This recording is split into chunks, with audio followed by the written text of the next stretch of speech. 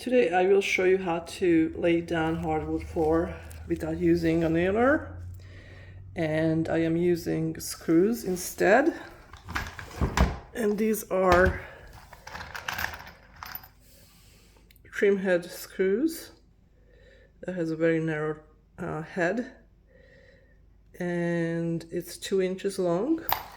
So this happens to be this brand that I've been using, and all you need is really just a drill, and you're all set. So the first thing you have to do is fit your board that you laid out as the pattern, and make sure, I always make sure first that it will actually fit onto the previous row. So I would definitely start out hammering this in.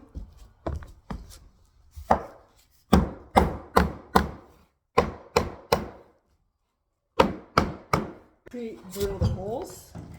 As usual, you want to probably start about 2 inches from the end of the board that you're just trying to install. You go in 45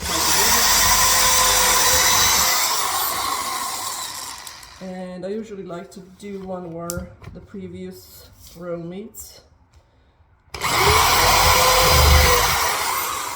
And then between 6 and 8 inches apart as well. So I think this board will just take 3. This is about 2 feet. Once I did the drilling, I'm gonna go back and I'm gonna hammer it again, because when I'm drilling, that can loosen up the connections easily. So now I can go ahead and screw in at least this end of it.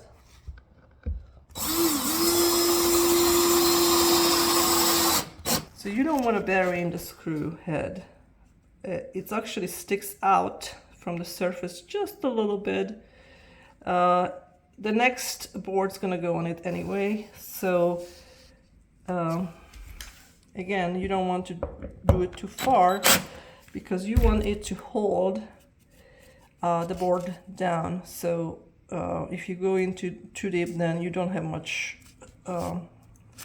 thickness of the tongue to hold.